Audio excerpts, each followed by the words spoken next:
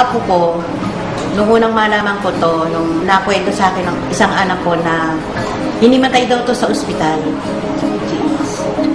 Maputla na parang papel. At ang payat-payat daw. Kasi 1 year ko hindi siya nakikita eh. 3 sila magkakapatid, yung namatay nga yung pangalawa. Ang kinamatay ng apo kong lalaki yun, leukemia. Nung namatay na yung isang apo ko, tsaka ko lang siya nakita na hindi ko akalain na yun na makita sa kanya na pagkapayat-payat at saka talagang yung ganito niya, mga ganyan, walang kulay, talagang papel na papel yan. Nakaburol yung kapatid, nagpilit ako ipa-check up siya. Sabi ko pa laboratory niya para malaman natin kung anong diferensya niya. Hindi raw yan natutulog, walang ganang kumain. Doon namin nalaman na meron siyang anemia lang daw. Tapos, pinabalik ulit siya, pinakwan, yung kanyang dugo, kaya talagang may problema, sabi ganon. Di pinacheck up ulit namin, pinasok namin sa ospital. Pagkalibing doon sa kapatid, siya naman ang inasikaso namin. Tapos hinalinan siya ng 4 na bags na nag-stay sa ospital ng 1 week. 4 na bag na dugo. Tapos, after 6 months daw, nasalinan siya ulit. Pero nung pagdating ng 3 months, parang maputla na naman siya, iba na naman yung kulay niya.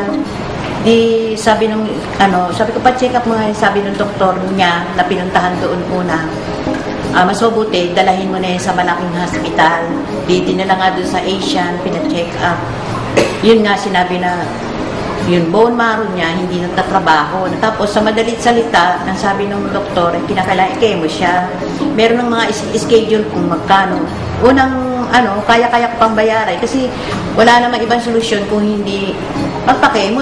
Iniisip-isip ko na makikita ko na may itsurang ganon. Para kasi nagka-phobia na ako sa apo ko, nakita ko na yung itsura niya nagpapakemo siya. Parang mauulit na naman, hindi pa nagtatagal na mayroon namang mangyayaring ganon. Ngayon, nung sabi ni yung tinuturuan ng anak kong eskwelahan, nakwento niya na may ganyang problema kami. Sabi niya, uy, meron yun doon kay Kare, sabi gano'n, sa TV, sabi gano'n.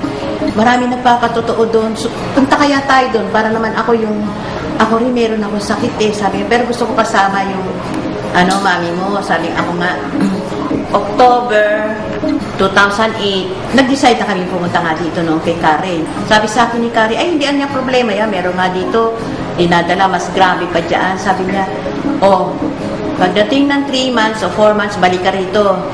Sigurado ko sa iyo, magaling ka na, sabi niya ganon.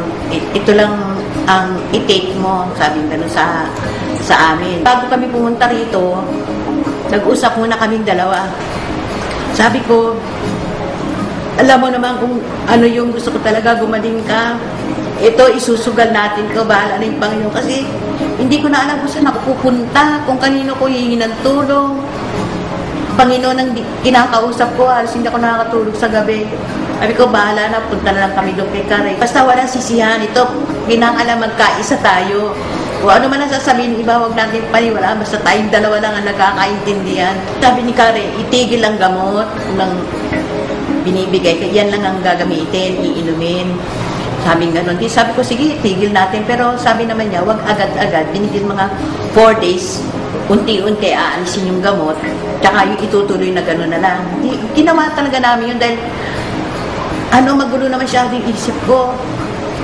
Awa naman ang Diyos ngayon, pagkaraan nung February na yon, pagbalik niya sa kanyang doktor, kasi monthly papacheck up siya, pinapa-laboratory, okay naman daw, sabi gano'n ng doktor. Sabi niya, ano ang ginawa mo? Kasi ang in-expect ko sa'yo, hindi ganyan ang itsura mo. Mas worse na ang inaasahan ko, sabi ng doktor. Kaya natutuwa siya sa doktor niya, na maganda ang resulta nung kung ano man yung tinitake niya. Kaya ituloy mo na lang kung ano yung iniinom mo, re-resetahan na lang kita ng vitamin C. Hanggang sa oras na to, yun ang kanyang iniinom, yung herbal ni Kare.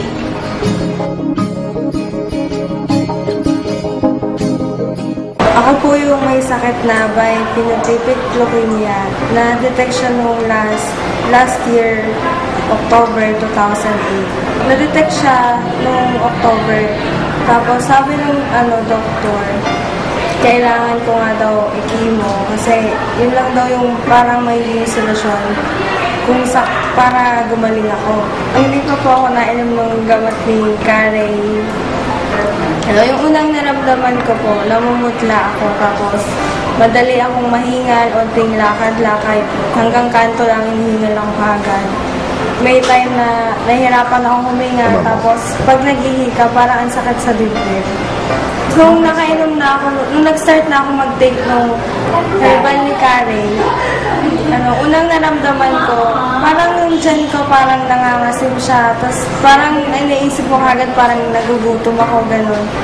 Tapos every time yun na, every 3 ng madaling araw, lagi akong nagugutom, automatic siya. Tapos nung mga lumipas na siguro yung mga 5 months na ako nakakainom, parang nag-okay na siya. Hindi na ako nagugutom, basta malakas ako kumain, gano'n. Tapos nung uminom din ako ng gamot ni Carey, parang doon ako nag-start na tumaba. Kasi dati ang payat ko nung hindi pa ako nainom ng gamot. Tapos nung nakainom na ako, mas naging okay na yung pakiramdam ko, hindi na ako hinihingal. Yun, pwede na nakakapag-aral na ako. Tapos yung lips ko, hindi na siya kulay bond paper na puting-puti. Tapos ngayon, okay na siya, ma-red na. Hindi na kailangan ng lip shiner para pumula. Unang-una, gusto ko pong sabihin kay Carey na yun, salamat po kasi parang siya nga po yung naging kasangkapan ni Lord na gamitin sa akin para mapagaling ako, na hindi na kailangan mag-chemo para gumaling. Tapos, kay mama, sa lola ko na laging nandyan. Simula nung nagkasakit ako hanggang sa ngayon, hindi na ako iniiwan. Maraming salamat sa kanya. Tapos ano sasabi mo? Kunyari ako yung nanonood sa iyo ngayon. Yun, sa mga viewers or yung mga nanonood ng TV na may mga sakit na kagaya ko, wala namang mawawala kung itatry nila yung herbal ni Carey na naging dahilan para makapagpagaling sa akin. Subukan nyo rin siya kasi masasabi ko na sa sarili ko, effective siya talaga.